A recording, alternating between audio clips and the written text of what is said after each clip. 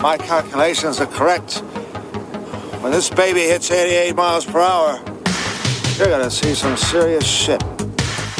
They're here. Do you really think you have a chance against us, Mr. Cowboy? Yippee-ki-yay, motherfucker. It's showtime. Right, welcome everybody to another episode of the VHS Strikes Back. I am one of your hosts, Chris, and my co-host and very good friend is Dave. Hey there, Chris, and hello to our listeners out there. Welcome to the VHS Strikes Back, the show where we dust off the old video player and go on a nostalgic journey to look at the good and the bad movies of yesteryear. Now, Chris, what we're going to review this week? Well, Dave, it is your pick, and you didn't stitch me up after my pick from last week, which was a very good thing. I do appreciate it, Dave. That's very good. Naked Gun was a classic. But we're going back to 1997. It's another comedy, but it's a British comedy. And it stars, Dave, Robert Carlyle, Tom Wilkinson, and Mark Addy, just to name a few. And it is The Full Monty. So, Dave, I know this was a massive movie in the 90s, but what do you remember about first seeing this? I'm trying to think now. I don't think I watched it at the cinema. I think I watched it on video. This was around my Blockbuster era, the kind of mid to late 90s there. And like you say, it was just massive at the time, wasn't it? So we'd had things like Four Weddings and a Funeral, Notting Hill, to a lesser extent, things like Twin Town. And the idea, I think the British movie was kind of having a bit of a renaissance in the 90s, wasn't it? And obviously in the video shop, big, massive, bright colour, big yellow and blue writing on the front there. And it was just so iconic. And Tom Jones was also having a bit of a renaissance around that time, wasn't he? And that Can You Leave Your Hat On song was being played all the time, if you were out and about.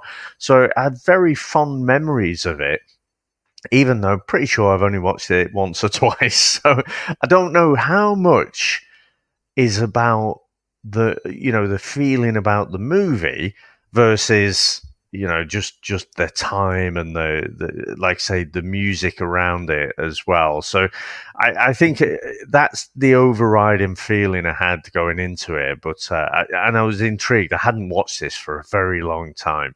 How about yourself, Chris? Well, I think it's a few weeks ago. I think for me, this was a Britannia Mr. Smith Next Door type delivery. Oh, nice. I believe. Yeah, good old Britannia. Mr. J. Smith Next Door did get a lot of DVDs and sign-ups to an empty house near us. But anyway, if you did work for Britannia at the time, it wasn't me. But that's just a rumour. But anyway, it was part of a package with Trainspotting, Dave. I do believe I got an Oasis album and something else. But nice. It was tremendous. So I did get the Full Monty, but I must admit, watching this again, I think I've only ever seen it twice. So I think they initially watched it, really enjoyed it. It was like the trailblazing movie, like you said, the British sort of Renaissance movie. At the time, there was quite a few came out, wasn't there? As you said, Four Weddings and a Funeral. It was Trainspotting, obviously, was huge, probably bigger than this. But this movie was just massive, and obviously it's Robert Carlyle again, so he's gone from Begbie to fucking this character Gaz. I do want to speak about his character. I find it fascinating watching it now, but it was a massive pop culture iconic movie, wasn't it? It was. Yeah. There was so many references. The Hot Chocolate, Sexy Thing, Tom Jones again. Leave Your Hat On. That song is used. We watch it every year when they do the same thing for cancer, with the celebrities, and the men and women do it, and they get on the stage. It's usually on around about this time, and they do the whole thing. Is that Ashley Banjo out of Diversity? He's like sort of the lead guy now, but they do the whole thing again.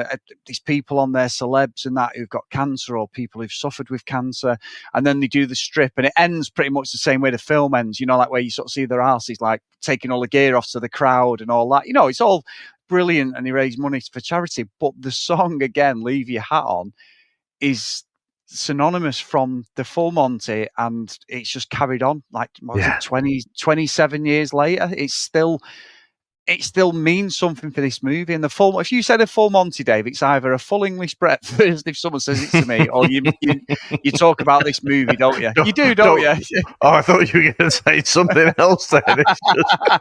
Hold on. No. I just wanted a full English. I got this fucking bloke waggling his todger in my face. Dave, I remember getting told, well, fucking one of my mates, just put Lemon Party in on Google. It's one of them. Don't ever put Lemon Party in on Google. It was fucking ridiculous. And it was one of those things where you're like, I don't even want to know. You know, when someone says, "Oh, have you seen this?" And you're like, I mean, I may have got our good friend Ben with a cracking video yesterday, Dave. Finally, in our WhatsApp group. It was the pinnacle of my career. And I couldn't tell Sam because of the content of the video. Yeah. I'm going, oh, I've got him. I've fucking got him. She go, what are you laughing at? No, nothing. No, nothing at all. But anyone who knows anybody, there may have been loud, expressive noises on the video. And I fucking love the fact I caught him out. But there you go. It's the fact that, I mean, this must be an ongoing gag. It's like this underbelly where mates are trying to catch each other out, because constantly you see these videos and it's like, oh, look at this, it's fucking terrible. And then it's that fucking fucking somehow blasts out the speakers. No, you'd sent it. And I opened it and it was like, oh, fucking hell, what's going on? Oh, you fucking bastard.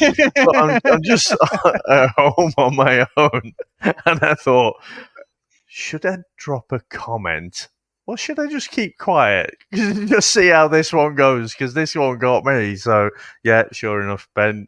And apparently his lad came in. It's like, what are you watching, Dad? It just makes it better. I was crying last night to it, but like I say, I couldn't say why. I was pissing myself because the prefix of the video was not what it fucking ended up being, and that's the intrigue, wasn't it? Oh, fucking got him. I was so pleased with myself. 45 years old, and I'm fucking buzzing over a childish fucking thing. There's nothing better, Dave. Absolutely nothing better. But anyway, I've gone off on one there. But yeah, remember watching it. I think I've seen it once before in 27 years. But you don't, I think it's one of them movies, if you've seen it, unless you're absolutely, it's up there as like, for me, like Smoking the Bandit or whatever. It's one of them movies that every year you watch. I get it if you were into it and what it's about. But I felt I never needed to watch it more than, like, say, twice. I think I maybe watched it with Sam and that was it. But nothing wrong with it. It's like what I said about Usual Suspects is a completely different why I never watched it more than once, because the twist was so good in the movie. And like Sixth Sense, I've never gone back to that. I went to the cinema to watch that and I didn't know what the fuck was going on. Didn't even know it was that sort of movie. And then at the end I was like, the Joey face off Friends where my fucking jaw's on the floor.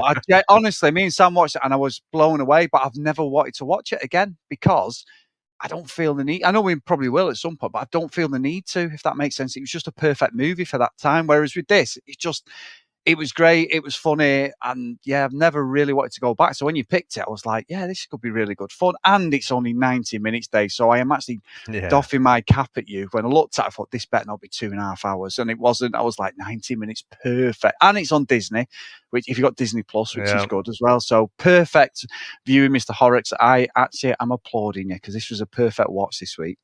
Nice. Well, we'll see about that. Should we get into our trailer? Let's go. We're finished, Dave. Extincto. Yesterday's news. Shut it. Some of us are trying to get a job. Hey, and it says no smoking. You forget, Gerald, you're not our foreman anymore. You're just like the rest of us. Scrap. If you were out of work... Get a job. If you want joint custody, then you have to pay your share. And out of luck... Now what? Shut up, I'm thinking. You'd do anything... You call them Chippendales, man? ...to turn your life around. How many lasses were there, though? Thousands. It's worth a thought, though, isn't it? But these men... I don't see why not, Gerald. Because you're fat and he's thin and you're both ugly. ...have come up with a plan... No, not doing it. Come on, Dave, don't stop now. ...that's going to get them a lot of exposure. A laughing stock. Totally. We can either forget it or do it and just maybe get rich. This is crazy. They may not have the talent for it. Dancers have coordination, fitness and grace. The bodies for it. The less I eat, the fatter I get. So stuff yourself and get thin. Or the stomach for it. I think I'm gonna be sick. But when you've got nothing to lose... Ruff! This lot go all the way. You lot. You've got nothing to hide. That would be worth a look. We've sold 200 tickets. No one said anything to me about the full Monty. Are you in or are you out? So this This is your great money-making enterprise, is it, Gary? Strippers? You? Fox Searchlight Pictures presents... I mean, I couldn't, could I? Why not? the most revealing comedy of the year. We're doing this then, just this once. We're doing it right. The full Monty. You don't sing? No. You don't dance? No. What do you do? This.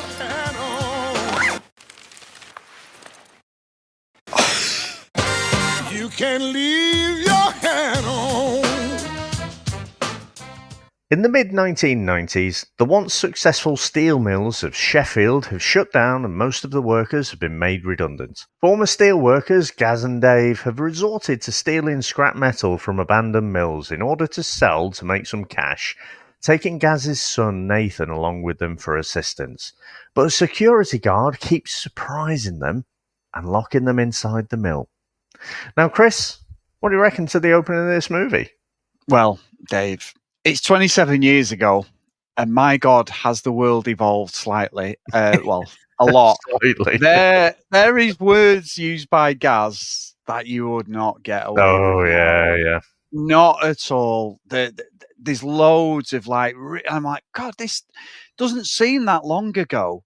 And then when you know, his character, Robert Carlyle's character, you're like, holy shit, you know, and I've got to say, Dave, the character, carrying a steel fucking girder on his shoulder. It's not fucking Arnie out of Commando. I mean, he walks out of that steelworks with a fucking girder that probably weighs about 1,000 pounds, and he's got it on his shoulder like he's got a piece of carpet or something on his shoulder. Actually made of foam, isn't it? Yeah. Fucking ridiculous. That's the first thing that stood out, and I'm like, oh, right, okay. So I went with that, but yeah, Gaz's words of fucking hell, homophobic slurs, homophobic words, just kept saying it all the way through at the start, especially. And it's a good thing that you've got these things to watch back on to realise how far we've come in 2024. That none of that wording is not acceptable. But that's dead jarring, as you were saying. It is jarring. I was like, oh, fucking hell, which is a good thing for your own. I know it sounds thingy, but your own personal development as a person, your evolution is like, oh, fucking hell, you know what I mean? Like, that was accepted word in 97, you know, sort of thing. So I'm glad that as a person and a society we've evolved. But yeah, there's some really, really off dialogue at the start of this, definitely. Yeah, it's going to be a bit abstract now as well, because so it centres around this idea of the Chippendales. Don't know if you ever watched that documentary that you recommended to me, Chris, and then never watched it yourself. But it was actually quite interesting about all the crime. Yeah. The crime underbelly of the whole Chippendales scene. But I remember, Chris, I was on work experience, and I just remember there was a woman in the office, and she had posters of Chippendales all up around her desk. Now, to be fair, not in this particular office, but I remember going into another office years later. It was actually work, so it was worse. And walked into the office, and there's fucking pictures of Page 3's sons, of boobs out everywhere. And it's like, it feels like a bygone era, doesn't it? But I remember with this thing, I'm fucking 15, scrawny as fuck, and then it's got pictures of these beefy fucking half-naked blokes all over the office. And so I remember thinking, fucking hell, what's all that about? But the Chippendales were massive in the 90s, weren't they? It was just sort of becoming a thing. So they've sort of tapped into that bit of a pop culture moment in time there. But yeah, it jumped out straight away. And it's one of those as well. I was thinking, fucking hell, at what point are Disney going to put on, beforehand, there are some, terms some things that were used that were the language of the day. We don't agree with them now, whatever, yada, yada, yada. So I think I wonder if that's coming at some point. But yeah, I was surprised by that. But the whole fucking premise, Chris, is fucking nonsense, isn't it? Yep. Really? It is now when you watch it. You're watching it, and it's like, oh, fucking hell, I've got to get 700 quid. So one person's got to get 700 quid and selling 200 tickets down the fucking local men's club apparently solves the problem. I'm like, how does this work? Or is that just like 1 month's maintenance or something? Or just the mental gymnastics I've been through to think this just ultimately wouldn't work. But, you know, I'm not going to harper on too much about that, but I just hadn't really thought too deeply about it until on this rewatch. Yeah, and I'm the same. It is literally, the Russian mafia coming in to take over the dojos. It's a no retreat, no surrender, written with crayon on a fucking piece of paper, the plot. Because you're right, because I was reading some of the trivia and it was like, even at the end of the movie, they only made £666 each. He was still short of 34 quid that he had to pay his ex, because he's 700 quid. But the thing is, that would then carry on. You know what I mean? Like honestly, it's not a one-off payment. It's not buying your son. It's a fucking monthly commitment. Exactly. I was like, and then I couldn't get my head around it. I was like, I don't understand what's going on. But then there is some good moments in it. But at the start, the one thing that's always stuck with me, when this come out, I was obviously nice. I was I was 20, 19 maybe when it came. Yeah, I was 19 when it came out. It's the scene at the start where Gaz and Dave stumble across the working men's club, and he's like, bloody working men's club, this, you don't have women in here, and all that shit. And it's when the women are in the toilets, right? Now we were in bands, and we used to do this place called the Millstone in Darwin, and there's two things stick in my mind watching this scene. So the first bit is stop it. The first bit is, I was blown away that a woman can actually stand up and have a fucking piss in a urinal.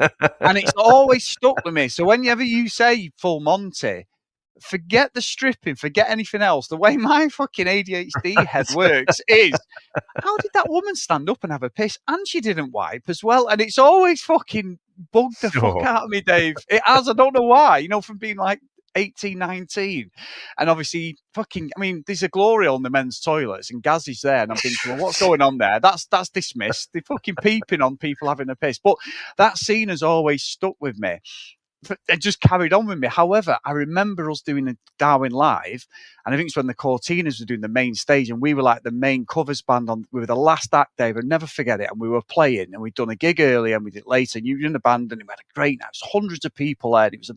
It was a biased audience because everyone's fucking hammered because it's the Darwin Festival and these bands playing on different pubs. But we were like the headline cover band, and it's one of my favourite things ever of being in the band. I'm not boasting or anything, just so good. I never forget it because me and you were together all night, literally walking on the dance floor. We were together throughout the thingy. But I remember going in the toilets, and the toilets were fucking hammered. Hammered they were. And these fucking... Darwin's renowned for having maybe 5.5, 6 fingers, like, certain areas of the Northwest.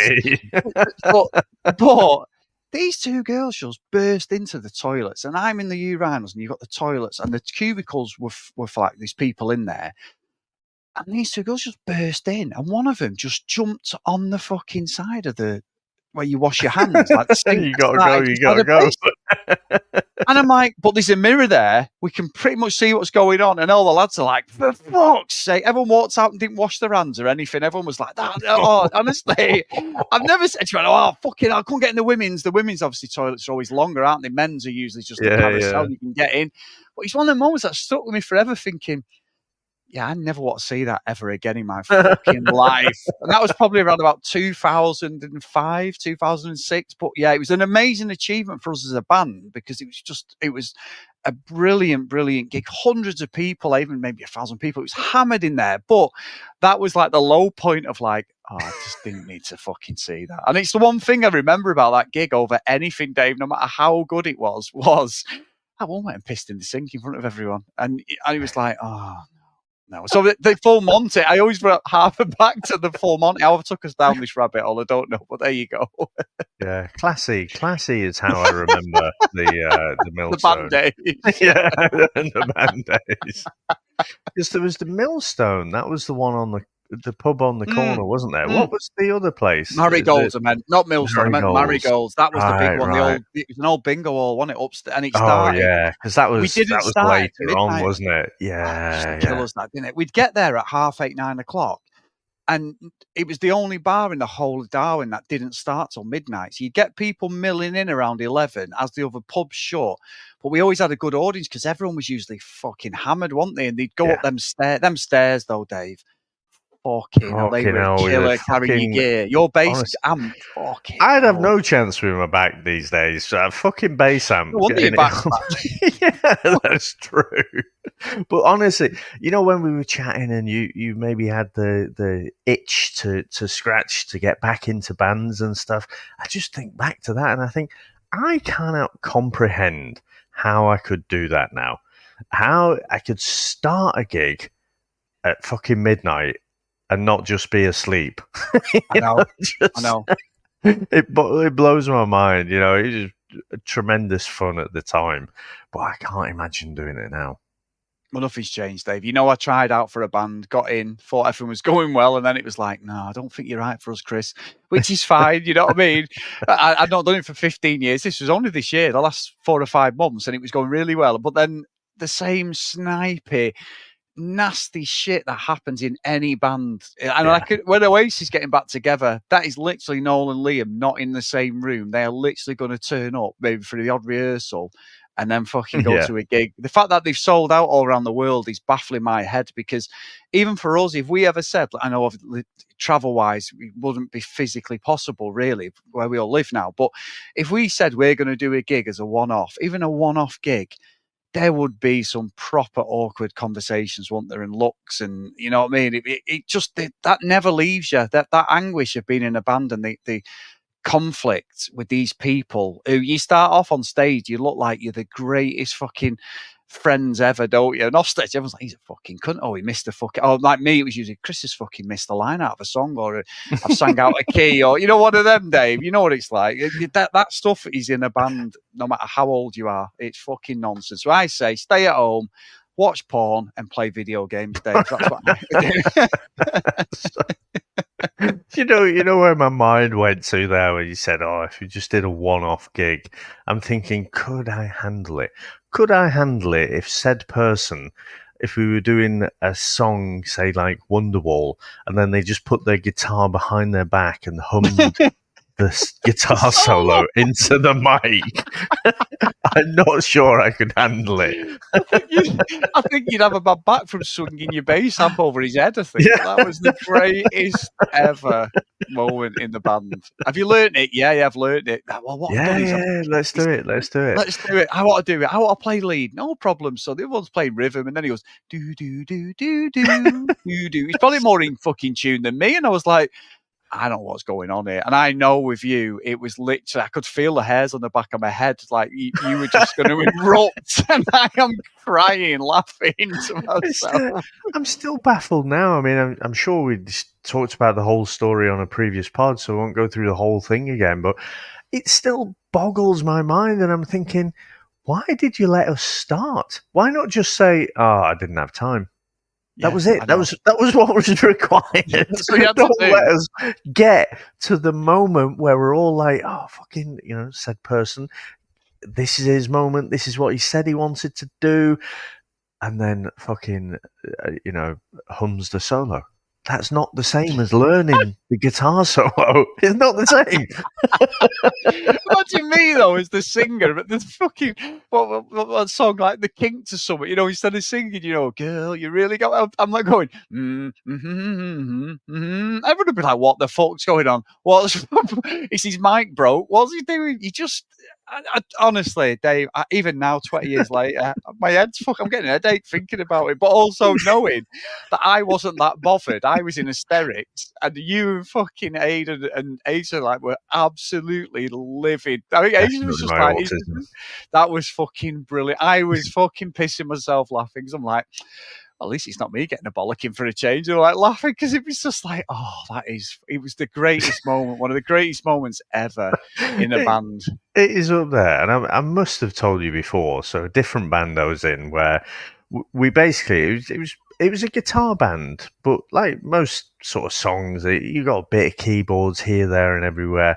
And so we had one of the lads who's a mate of the lead singer. You know, he'd come down and watch us rehearse and stuff. And so he just said, "Oh, there's a keyboard there. You know, just teach you a few little simple bits on it. You're essentially part of the band." Then he was happy, you know, being part of the band and whatever.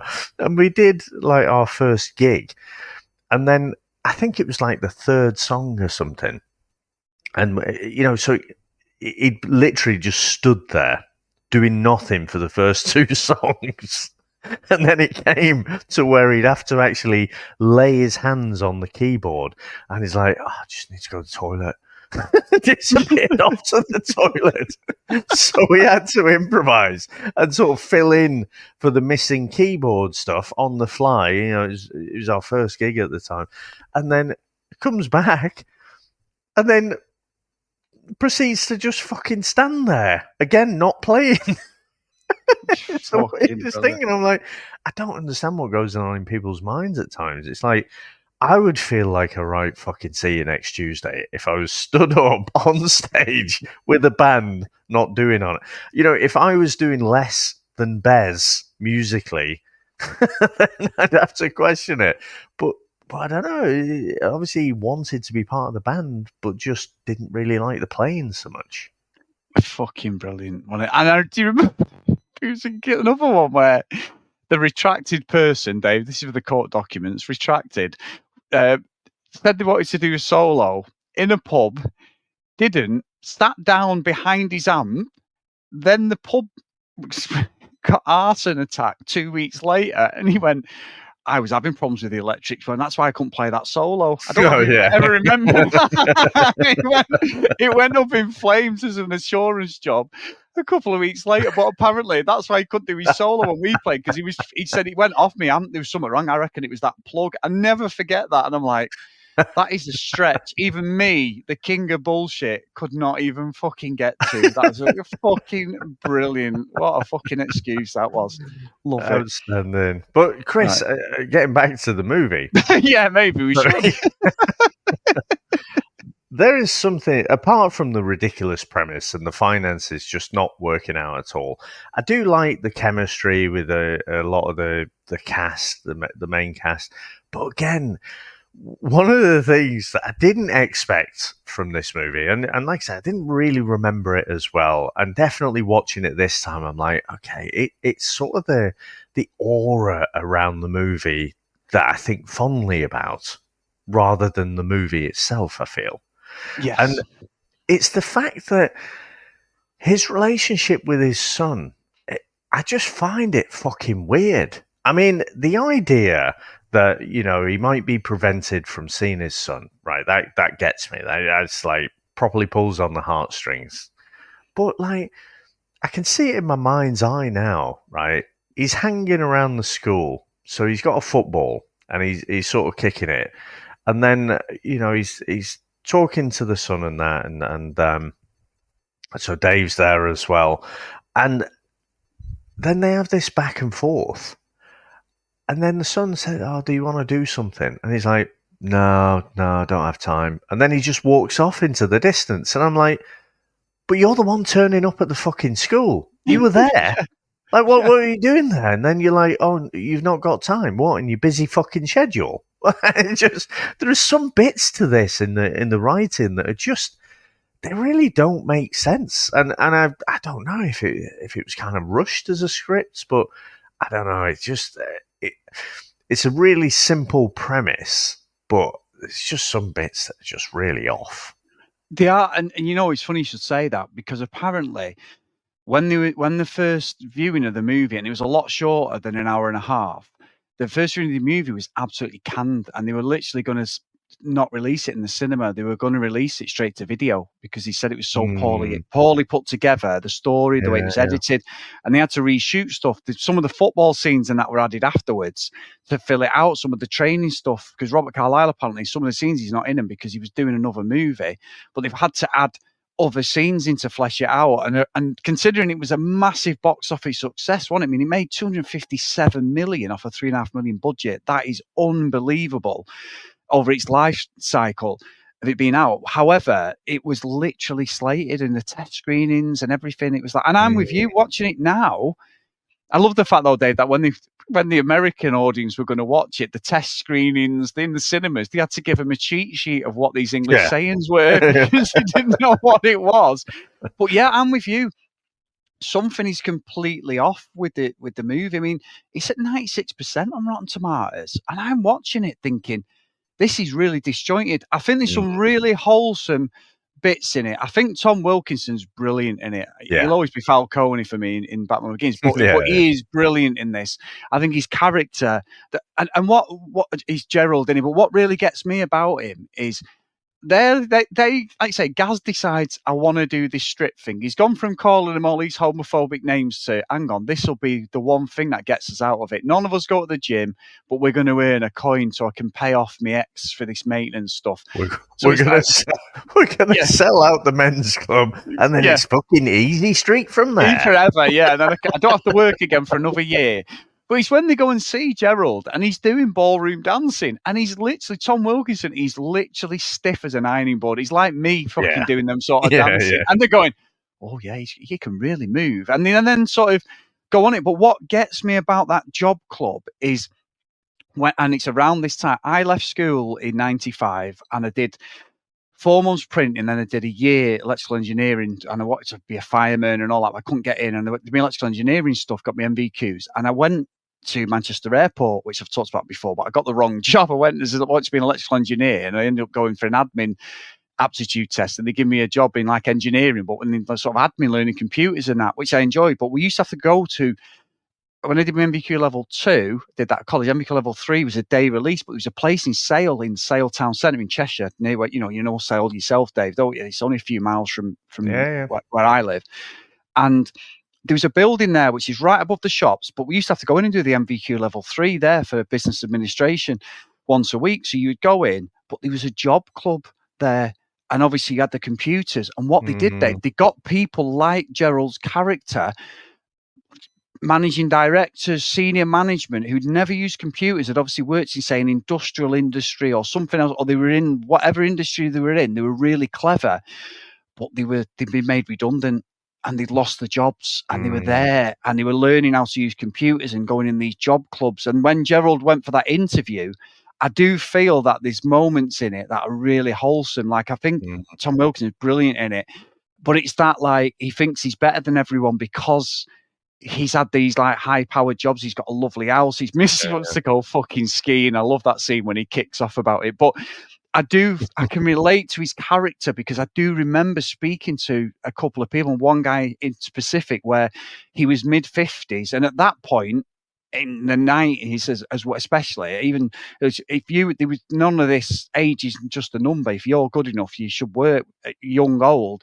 But then it wasn't. If you got to mid-50s, got made redundant, you were literally looking at, can I get my pension? You would literally fucked, weren't you? You couldn't even get a job in a supermarket or anything. It was really daunting. So I do relate to Gerald's character over any of them because it's relatable to someone I was like 17, 18, thinking, God, that's fucking scary. It really give me a bit of a kick up the arse looking, thinking that could be me in 30 years. You know what I mean? It's nearly 30 years now, but yeah. So anyway, I know I've got, but I do think Gerald for me is the best character because he's got so many layers to him, and Tom Wilkins is a brilliant actor. Brilliant. Yeah, no, he is good. And I can't really accept that, they see him ballroom dancing. Oh, right, that qualifies him to turn us all into fucking Magic Mike. Yeah, getting your slong out, fucking gyrating. He's holding his missus doing the two-step, innit? You know, I'm doing it now. I can't fucking dance, but I'm doing the Chris Phelps two-steps, legendary Dave on a night out. But that's what he's doing, isn't he? He's just... Yeah. He's not an instructor. I'm with you. It's bizarre. It's like getting a fucking boxer and going, right, I'm going in a karate tournament. Can you fucking show us how to do it? Yeah, no problem. Yeah, it's like they're not even in the same sphere. They're combat sports, but they're not in the same fucking realm. It's like they might as well have got him doing fucking breakdancing for him or something if that's the case. You know what I mean? I keep seeing, and I always have to watch the full video, but that ray gun, the Australian breakdancer, she seems to be squeezing the pips out of it now. But did you see there was a guy like an American footballer, and he scored a touchdown, and he did the whole fucking thing. Oh, I've not seen it, no. He's really good. He's got all the moves down. This guy has practiced the fuck out of that because he's got all the moves down. You know? It's just absolutely brilliant. But I agree on his character there. And you know what? The thing is with British comedies, they obviously, it's not like spoof comedies, it's not laugh out loud hilarious. It's just quite a lot of the time it's charming, but then also there's moments when it's pulling on the heartstrings as well. But when he went for that job and they were just fucking about with his gnomes, and obviously, you know, it's supposed to be a bit of a comedy moment, I think the filmmakers are probably wanting you to lean into the comedy more. You know, they're pissing about with the gnomes and stuff, and then smashes the gnomes. But I'm thinking about the bloke. I'm thinking about, he's in an interview. He's having to, or not having to, he's making a choice to lie to his wife because he's kind of embarrassed, you know. Fuck knows. I mean, 6 months fucking walking off pretending that you're going to your job. Where's he getting this money? Presumably the savings are decimated. So I can't think there's a happy ending there. But I was thinking, there's no fucking way. There's no coming back from that. I'd be fucking windmilling when I got out to that interview. I would be fucking livid. It's not just a little prank. It's not a little gag. It's fucking people's lives at that point. So I just didn't find that bit funny. And I was just like, fucking, I don't see how you'd come back from that. No, I'm with you. He was quite forgiving. It's so, you know, one of my notes, that is the scene where I was like, he literally forgives him for the fact that he's now staring down the barrel of eviction. You know, I mean, literally within the next scene, you've got two guys come to try and take his telly, and then they all have a go at him in their undies, and they're like, "Oh, it's the wrong house," you know, and they run out. That's a bit of comedy. That's good. But you're right. I think Gerald's delivery was like, "You fucking bastard! You! How dare you? Fucking 6 months of waiting for that job, and you fucked it up." And then he doesn't even apologise, Gaz, though, does he? He gets him like an ornament. They glue it together, but his son nudges him, and I'm thinking, this is the bit where he's going to say, "I'm really sorry," and he doesn't. He just sort of looks as if say, "Are you going to teach us to dance or not?" And that is a really weird dynamic. There should have been the bit where Gaz like goes, "I am so sorry, I'll make it up to you, we'll get the money back, you know, you can go skiing or whatever," and he didn't. He's not. Gaz is a bit of an absolute wanker really throughout the whole movie. And let's not talk about Robert Carlyle's Yorkshire accent. Fuck me, that is bad. He might as well have just done Begbie. He might as well have just gone Scottish, because he was leaning into all sorts of different areas of the UK, and I'm like, that is not Yorkshire. He was well over the top, I thought. Yeah, I guess it wouldn't have quite worked, would it? Because it's supposed to be, you know, these working class blokes. They've been employed at the mill. Again, thanks for that, Thatcher, you fucking bellend.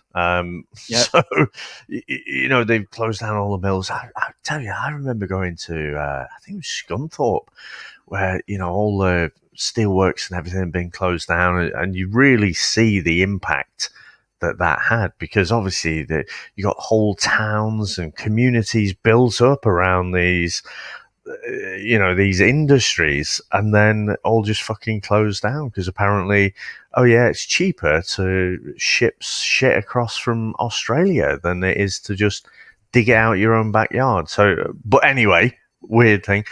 I think he has to try and go for the Yorkshire accent, but yeah, it's not very convincing. I don't know if there's a lot of dodgy accents in this, to be honest. I mean, I'm not that convinced about Tom Wilkinson's either. Yeah.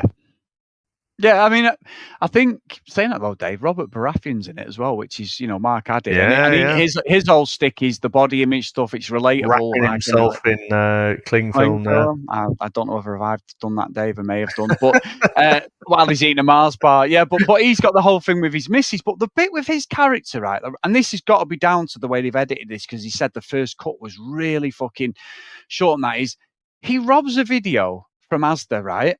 Legs it out there. And he's the security guard there. Then he's the security guard there. So it's like, you know, killer turned detective, like in the old movies. Nobody questions giving him the job. And then there's a scene in it which absolutely jars with me. So when the they're doing the practice, and he bows out, doesn't he? And he's like, I've had enough. I can't do it. I need to earn money. You know, and Gazzy's like, what's fucking wrong with you? And he's like, I need to earn money to pay for my fucking bills. Or I can wear my undies and do stupid dancing in a fucking mill. I'm not going to earn that sort of money.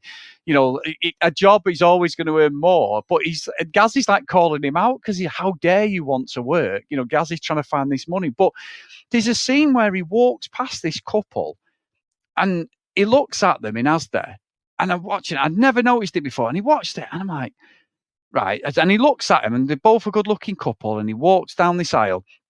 And then after they get arrested, and Gaz then goes to get him, he walks past the same couple. It's the same scene, basically. But then it goes a bit further, and then Gaz is there going, hey, you fucking twat, whatever he says to him.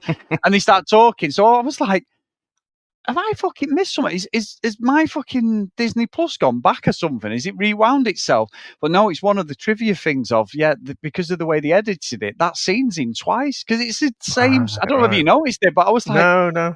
That's fucking bizarre. Why is it saying that he's... Because at first I'm thinking, is it like some subliminal message, like he's doing the same monotonous thing every day, he's had enough, the same couple, and he's like, no, it's just a pure mistake on the, like a Groundhog Day thing. I'm like really looking into it, going, oh, that's a really good message. And then when you read the trivia, it's like, no, they fucked up and left it in twice. But yeah, Dave's character's an interesting one because obviously he doesn't want to sleep with his missus. You know, she thinks he's cheating, doesn't she? She sees the thong, and at first she's going, I know what's going on here. And I'm thinking, well, he's got a thong, a leather thong. Yeah, a leather thong. Does she think he's gay or something? And then she's like, who is she? She slaps him on, and then obviously he tells her. But yeah, and obviously we haven't talked. I know we've got Horse, which is Denzel out of old Denzel, yeah. And I love the fact that Tom Wilkinson goes, he's nearly 50. And I'm like, you're nearly 50. Sorry, you fucking spring chicken over there. I'm going, hang on a minute. I can buy Robert Carlyle, Gaz and Dave are late 30s, mid to late 30s because of the kid and the dynamic. They look about that, don't they? Maybe Dave could get away with saying he's 30. But Tom Wilkinson's character's at least fucking 52, 53, and he's like, he's nearly 50, and then he does that dance, and he's not a good dancer, really. Fucking Horse at all. Paul Barber, he's not really, but then he does a few bits where you can see it's a bit of a double act. But then obviously Hugo Sphere comes in, doesn't he? And that's like the lunchbox where it comes from, the old Linford Christie reference, and drops his pants, and you're like, and they're like, holy shit, he did me tile in a few months. So you get all that dynamic and how they start, because I think we are literally nearly an hour into the movie before we get to any sort of real rehearsal and any direction of what they're actually doing, and how they get on the stage and that. And it's only when they get arrested that it goes. I did like the scene though when they get arrested and all the police are watching, but then fucking Gerald's criticising, tells the coppers to shut up, and then fucking critiquing it. I did like that scene, I must admit. But yeah, I think as a concept, it gets to an hour and 10 in the movie, and then it is literally a rush job to the end. It's like a sprint finish to the end of the movie, which I think ruins it. As much as I said 90 minutes at the start of the podcast, brilliant. I do feel that there's a lot more they could have fleshed out with the characters than the way it all ended. It feels too cute, I think, at the end, if I'm being honest. Yeah, fleshed out. Good pun. There's not a lot of flesh for me to say that, but yeah. Let me say, though, again, I don't think I noticed this all those years ago, but now I'm thinking, why is he bringing his son, Nathan, along? I know. And you wouldn't have a leg to stand on, right? If social services sat Nathan down, it's like, okay, and what does your dad do? Oh, yeah, he takes us to mill. And what happens at the mill? Well, he has all his mates there, and they all take the clothes off. It's fucking weird, isn't it? It's not appropriate to bring your fucking son along to practice your fucking strip routine where you're going to go full Monty. Well, and obviously fucking, he's called Guy in a Hugo Sphere, but he gets his cock out, which is obviously, he's got a cricket bat like fucking appendage there. Well, I was going to say something out of Love Island, Dave, a proper throwback to the reality cast. But yeah, you've got that, and his son's there, and then he's like, and he's saying to his son in it, David, cover your eyes. Like, well, it's too fucking late now. That is not a good fucking thingy. No, it just doesn't fucking bode too well at all, does it? For the old Yorkshire pedo ring there. But Buy it, lad. Buy it. Come on now. I'm doing a better job than fucking Robert Carlyle. But I do like the dance bit at the end when they're all, and they're putting it on and the room's there full of people. And obviously Dave's missus is there, Horsey's family are there, It does stand, but again, like you say, the sun's there and they're doing it. And apparently, Dave, they actually did go full Monty for one take only. It wasn't planned. They didn't really rehearse it. They actually went completely naked for the extras. So for that scene, so that I think you'd have to. Fucking other asses are hanging out. I don't think you're going to put some at the front without noticing. Yeah. Well, they could have a little, not a firkin, but like a little. I don't know. They could have an acorn. I need an acorn. A thimble. Stop fucking boasting now, Dave. But I tell you one scene actually, and I've jumped a little bit to the end. But the one scene, just going back slightly, was when Les Batters became in Bruce Jones, and he said, "I've got the kids in the car." Yeah. It was almost like The Commitments, the way this film was. I felt like this was a rip off of The Commitments. Really, there's loads of this was just The Commitments basically, and there was a happier ending than The Commitments because they ended up disbanding. But it just felt like it wasn't an original story. Watching it now, it felt like I've seen it before a few times, and I do think that it's not Robert Carlyle, but one of the movies that I watched years ago, and I had it on video actually because United played Sheffield United in FA Cup, and Cantona chipped their keeper. I can't remember his bloody name, the keeper now, and it's a great goal. We won 3-0, but Sean Bean played a guy played for Sheffield United. He came on. Is it When Saturday Comes? When Saturday Comes, yeah, and he says something like, "You and the first time I'd ever heard in a movie, you twat." He has a go at someone in the mill or the steelwork, and he goes, "You twat," like that, and I'll never forget it. But yeah, he scores some fucking beats us in the game, Dave, which was bullshit anyway. There was a reference to United in this film as well. But yeah, that's a better movie, I think, if I remember correctly. There's a good Chris Phelps fucking pull your shoulder out scene, if my memory serves me well, Dave. But there you go. But yeah, I do think that it gets where the world is. But I also feel like this movie was a little bit too late in the 90s because, yes, there was a big depression with Sheffield Steel, like the miners in the 80s, stuff like that. There was and it's a completely different timescale, but it felt like an 80s movie, this, to be honest, at certain points. It didn't feel like a 90s, if that makes sense.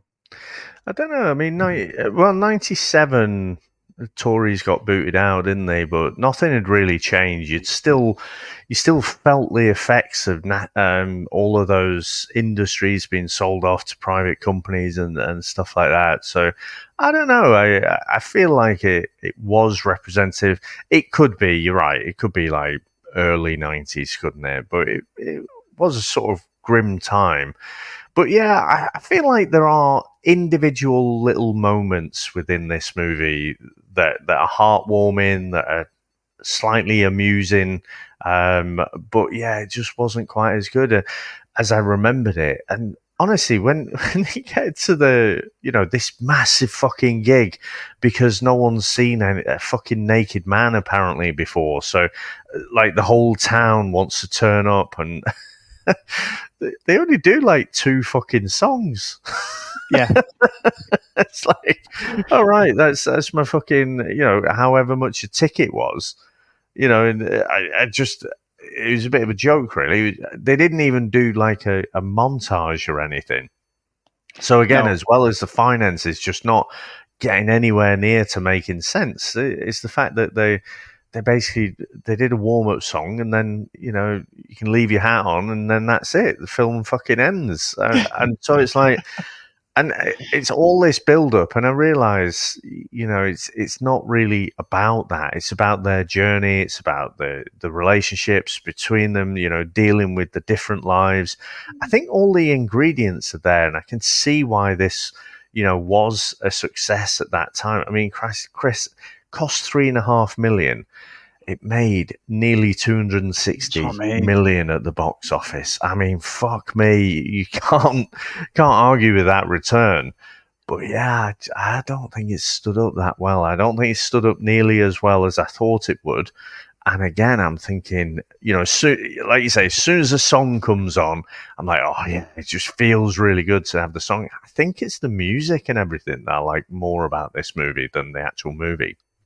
I think you're right, to be honest. And I did read that they reckon a lot of its success was it came out pretty soon after Princess Diana died. And I don't even know if I wouldn't even believe this, but there's a few articles saying that they think it was the bounce back of the nation being in mourning and they wanted something to cheer them up. And this came at the right time. And that's why it had so much success at the box office. It could be. I know there's a lot of royalists out there, but I must admit, when Princess Diana went, the first thing I didn't think of was I need to go and watch a movie. But everyone deals with things different. I don't know. It seemed a bit of a reach, but that's in a few articles when I was researching it. So maybe that's what the phenomenon was. I don't know. But I'm with you. I don't think it's anywhere near as good as the first couple of times I've watched it at all. Maybe. I mean, I think there's people trying to retrofit an idea onto it. I'm not sure I'm buying that. I can imagine royalist newspapers would spin that narrative, but like I say, you had the idea of this summer British movie was taking effect. Like say, 4 weddings and a funeral, Notting Hill. So I think this was just the heartwarming British comedy of that year. So we were already used to it coming out, and we were already used to them being quite good and enjoying them. And like I say, it was marketed to death, I seem to remember at the time. I mean, the trailer seemed to be playing all the time leading up to it. So I think it's more to do with that than Diana dying. Yeah, and I was mourning around that time anyway, Dave, because Eric Cantona retired for us, so that's probably I would have been more upset at, but there you go. But anyway, and the one thing I do like is the fact that they got absolutely hammered to take the kit off. Apparently the makeup artist, the extras were asked to smuggle alcohol in, Dave, because they knew they were having to strip off. So I like that. But anyway, I know you usually say it, Dave, but I'm going to say it. Shall we get into our scores? Let's go.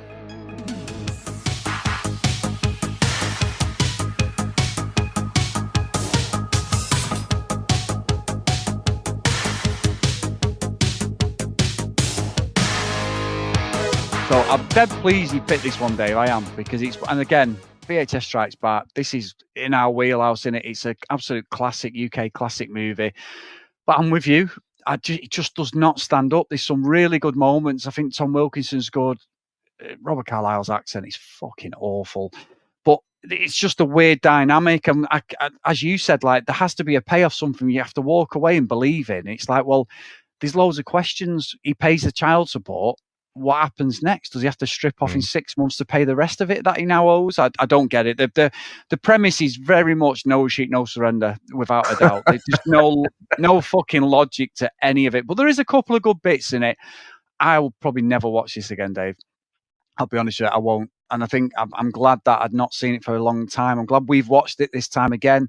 It's just not a classic for me. I'm actually going to put it in Elm Street, Dave. I don't think it's that good, if I'm being honest. But even though there is a couple of well bits, it's not stood the test of time. And I'm not going all PC because there's some really inappropriate language at the start. It's a great point to watch it and go, actually, we've come a long way in this country, and an acceptance of everyone's sexuality, which is great. And this is not me trying to score points. It just is really jarring. So as a progress in life and in the way we live, there's so many things in 2024 that's a load of bullshit, the way things are, we live. But this is something that it really does stick with me. It's like, oh, fucking hell, it's really bad. And Gaz is not really a redeemable character. He's reneged on looking after his fucking son financially. He's a bum. He could have a job. His ex-missus is offering him a job where he stacks shelves at the supermarket, wherever she works. All right, you might see it's degrading, but basically he's a fucking job-dodging dosser who's on the dole, Dave, who's just trying to look for a quick fix. So,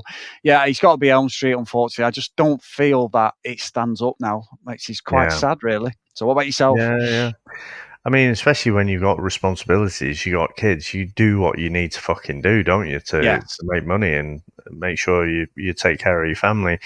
Unfortunately, Chris, I feel like we're going to upset a few people here, because I think this film is thought of very fondly. But I'll say it straight away. It's Elm Street for me as well. Even though I picked it, And I'm glad I picked it. It's it's an iconic movie, isn't it? Especially in the UK, it was just massive at the time. And yeah, I know there's a lot of love for this movie, but I just don't think it's the actual movie. I just think it's very, very average. And there's a few moments in it which sort of save it from going lower than an Elm Street. But yeah, and definitely the music is the best thing about it. And it's like, well, okay, unless you're talking about original music like Star Wars, the fact that you just pick a kick-ass song, shouldn't elevate the movie up too much as well. So yeah, I just don't think it was that good. It's interesting to read about all the, the first test screening not going down very well, and how they had to re-edit it. There's mistakes in the editing. It just feels like a bit of a rush job.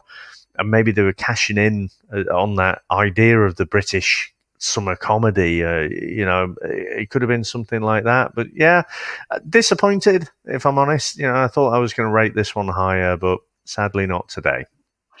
Oh, it's a shame. It's a shame, Dave. But we have got, Dave, a Patreon pick, and it's our great friend and supporter, Lucky Lulu Green. We're going back to a movie which I've been racking my brains whether I've seen this one. I've definitely seen clips of it, but we're going back, Dave, to 1990. It stars Johnny Depp and Ricki Lake, and this one is called Cry Baby. So let's get into the trailer. I don't think I've seen this either. It's obviously, Johnny Depp was a good-looking guy, wasn't he? Yeah, 100%. It's a place where the pleasures are simple.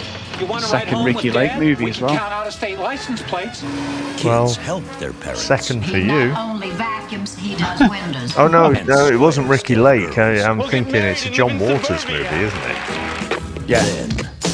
Oh yeah. Cry Baby. Yeah, you're looking to rumble. You're looking at me because I'm the king. I'm the king. No, I've never seen this. I've seen bits of it. Great hair, Dave. I'm so tired of being good. Oh, he's got that whole. What's the guy, the Rebel Without a Cause? James Dean. James Dean, yeah, proper James Dean look there, isn't he? Girls want him worse. Cry baby. Nice, ladies. What do you call them, Chris? Rubicles? Rubicles, Dave, yeah.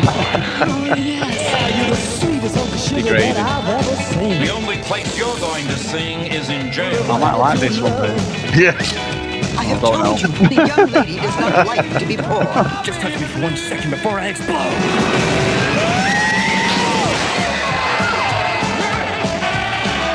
It's got a very Grease type feel to it, hasn't it? He's not just antisocial. Get on! He was It's weird, isn't it? How you almost have this 30-year lag in terms of a lot of movies that come out. So this obviously went out in 1990, but later, let's say 80. And it's influenced by the late 50s there. Yeah. Bizarre, isn't it? Bizarre. Well, that'd be interesting. I've never seen that, so great pick from Lucky Lulu Green. Thank you for that one. I'm actually quite looking forward to this, Dave. Yeah, it's one of the ones where you're like, actually, it's a pretty good movie, or you're like, what the holy hell? I still remember Tony's pick. What was one Tony picked, Dave? The one where it was set to the band, the Ramones. That was it, the Ramones. Oh my God, what a movie that was. Sorry, Tony. I know you're listening. Sorry. Oh my God, unbelievable. But anyway, if you do want to support us, please get over to patreon.com/the VHS Strikes Back. If you want to follow us on social media at VHS Strikes Back. If you don't want to email us, the VHS Strikes Back @gmail.com. Now, Dave, very quickly before we go, and I want to find out what we've got for today's musical offering. 128,000 views on No Sender Free. We had a lovely comment today, which is really good. Someone sticking up for us going, does nobody get the fact what this is about? So big thank you to Chris who on it there. But also, looking at the stats, Dave, Remo Williams has got 20,000 views now. So big thanks to Mr. Glyn Davis, our good friend, who suggested that one. And then also, Dave, from nowhere, Basic Instinct is on 13,000 views. I think this could be a bit like The Losers, where people think, they think they're getting Sharon Stone and Beth, bent over that bed, the sofa, And that's definitely not what they've come to watch. But thank you for the views, everybody. Anyway, we do appreciate it on the YouTube. So whether that will be a sleeper one day that could catch up No Retreat, I do not know. But amazing stats there. Yeah, no, it's good. Obviously, we've got over 1,000 subscribers on YouTube now as well. And again, I think it's people maybe listening to the podcast. I think Google Podcasts is going away, but you've also got YouTube Music, and maybe people are listening to the podcast through that. Yeah, you can. And premium, if you've got premium, which I've got, we've both got it, haven't we? You can actually listen to stuff while your phone's in sort of screensaver mode. Whereas normal YouTube, you've got to have your screen like live. So I do that sometimes if I want to listen to a podcast. And if it's not on one of the sites, I'll go on YouTube or something I'm listening to that doesn't need me to look at the screen. Then I do the same. So it's probably that. But also, Dave, before we do the music thing, I need to do a roll call of honor because I've just realised. I'm told off for that. So a big thank you to Gareth, Mike, Lee, Helen, Dylan, Dan, Justin, Susan, Timothy, Matt, Hales, Kent, Lucky Lily Green, Herbs, Jack, Math, Blake, John Hammond, and Mr. Tony Farina. So thank you so much, guys, for all your support. We do really appreciate it. You know, one thing I've just realised we haven't mentioned, Chris. So, there is a full Monty series that came out a year or two ago where it's them all getting back together again. Cobra Kai style. It's on Disney, isn't it? Yeah. I've not watched it, but even though I've rated the movie poorly, I think getting that cast together again would be worth a watch. Worth at least watching that first episode and see if they've evolved and moved on at all. But I just found it a bit of a weird one to pick back up. But I guess they did it for Trainspotting as well, didn't they? Yeah, they did as well. Well, I've never seen that new Trainspotting, to be honest. Yeah, I'm going to have to watch it as well. But Chris, for this week's musical little number here, I've gone a little bit, when I did Warriors, so I've kind of taken the concept and I've kind of planted it back in our band days. Hadn't planned to go off on our little band tangents as we sometimes do, but that's where my mind was. And I know we've discussed this, I haven't got a fucking clue which episode, but we've talked about my frustration when you did the Pigeon Detectives singing, right? So the take us back to her place, because it's all about, lads being lads, and go to a nightclub, pull them, whatever. And you would always sing Take Her Back to Her Boys. And despite my protests that why would that make any fucking sense? I wasn't sure. Are you doing this just to wind me up? Or no one else gave a fuck. It was just one of those, the old Homer Simpson fist is coming out. And I'm like, this makes no sense. And it just, I look back at it so fondly now because I just think, fucking hell. Like, it's just the days before. I mean, everything's on the web. You just do a 2-minute fucking fact check now, don't you? But it was a bit more unreliable then. So obviously Pigeon Detectives, Yorkshire band there as well. So that's kind of come into the play. So this is kind of a reimagining in our band days, Chris. Brilliant.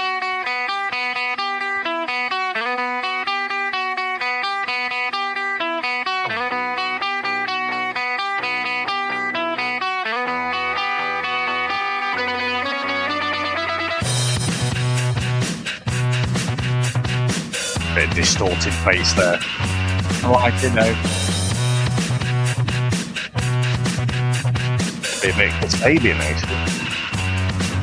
That's just a good call about that Kasabian, yeah.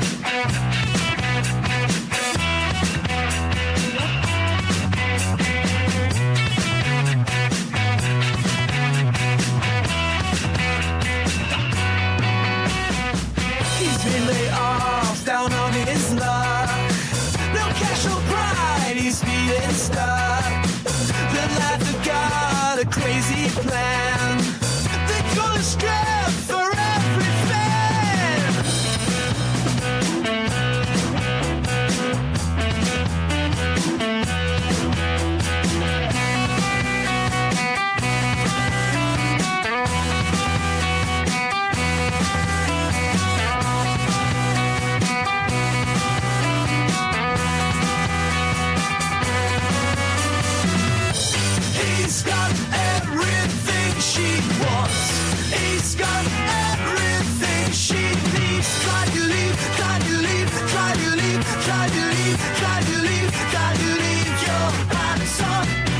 Then another sweet lady hit the stage.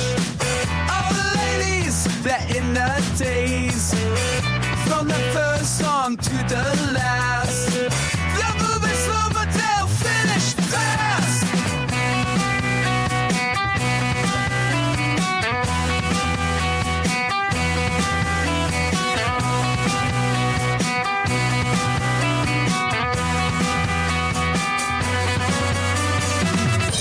He's got everything she wants. He's got everything she needs. Can you leave? Can you leave? Can you leave? Can you leave? Can you leave? Can you leave your pants on?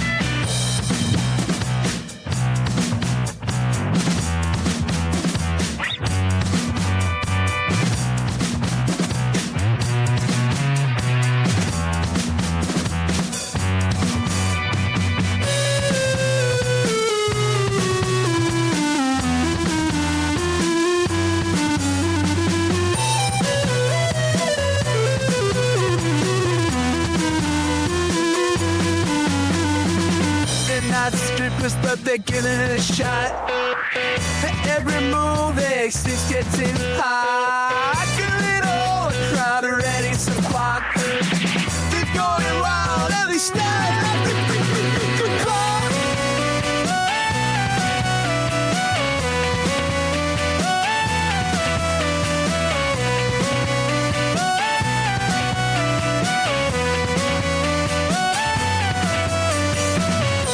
He's got everything she wants. He's got everything she needs. Can you leave? Can you leave? Can you leave? Can you leave? Can you leave? Can you leave your pants on?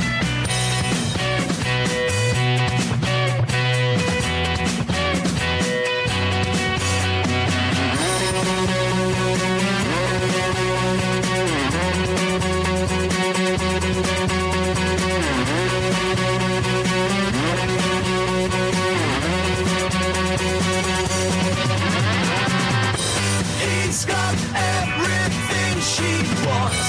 He's got everything she needs. Can you leave? Can you leave? Can you leave? Can you leave? Can you leave? Can you leave your pants on? Now, there is a version, Chris, where that very last bit says, "Can you take her back to her boys?" But it just didn't sound quite right, so I just finished it off normally. Yeah, as Chris would say, take it back to her boys. Yeah, those are the days, Dave. But you can imagine us doing that one, couldn't you? Down at the old Marigolds. 100%. So yeah, I quite like that one. No, it's good, mate. Honestly, again, another cracker. But no, great episode today. A little segue with the band, but I've really enjoyed it again. Yeah, no, it's been amazing, mate. So thank you very much, sir. Thanks to all our listeners. Thanks to all our supporters. And we'll speak to you next time. Bye. That's it, man. Game over, man. It's game over. What the fuck are we gonna do now? What are we gonna do? Maybe we could build a fire, sing a couple of songs, huh? Why don't we try that? We better get back, because it'll be dark soon, and they mostly come at night. Mostly. I'll be back. That's not. We came, we saw, we kicked its ass. Wax on, wax off. Get to the chopper! One ring to go. All right. Ding, ding. Bust you up. Go for it. Well, here we go. Ain't so bad. Ain't so bad. Ain't so bad. Come on. Ain't so bad. Ain't nothing. Come on. You must be crazy or something. I'm crazy. You just a stupid fool. Yeah, maybe you crazy or something. I ain't breathing heavy. He's a fool. He's stupid. I seen you in 6 months.